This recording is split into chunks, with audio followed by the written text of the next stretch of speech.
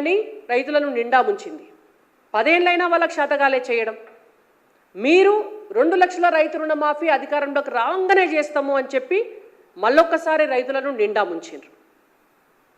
మీరు చేసిందేమున్నది రైతులకు ఈ రోజు వరకు? 500 రూపాయల బోనస్ ఇస్తామని 7 పంటల పేర్లు చెప్పిర్రు. మీరు వడ్లకి ఇస్తామంటిరి, జొన్నలకి ఇస్తామంటిరి, మొక్కజొన్నకి ఇస్తామంటిరి, చెరుకుకి ఇస్తామంటిరి, పసుపుకి ఇస్తామంటిరి, శనగకి ఇస్తామంటిరి, వేరుశనగకి ఇస్తామంటిరి. తీరా లెక్క తీస్తే ఇయ్యాల వడ్లకు కూడా మొత్తం ఇయ్యము, మేము ఒక్క సన్నాలకే ఇస్తామని చెప్తున్నారు. మరి వాళ్ళు ఒక్క సన్నాలు వేసుకునే బతకమంటారా తెలంగాణ రైతులందరినీ? మరి తెలంగాణ రైతులందరూ కూడా ఒక్క సన్నాలే వేస్తే మరి అవి కొని మీరు ఏం చేస్తారో చెప్పాలి. మీ దగ్గర మరి ఆ సన్నవడ్లన్నింటినీ కూడా కొనేటువంటి మెకానిజం ఉన్నదా?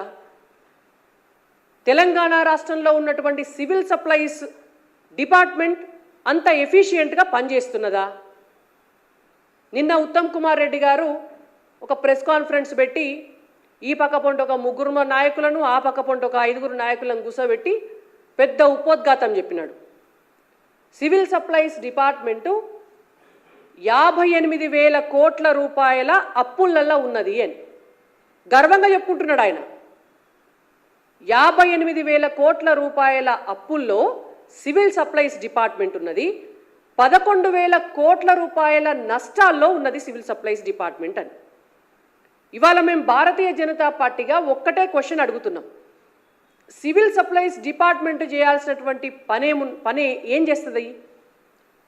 కేంద్రానికి రాష్ట్రానికి వడ్లను కొని ఇస్తుంది గంతే.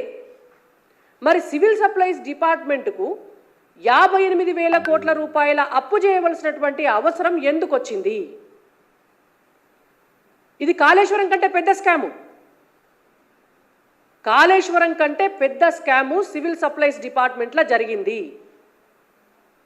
మీ నోటెంబడి మీరు చెప్పిన మాటే.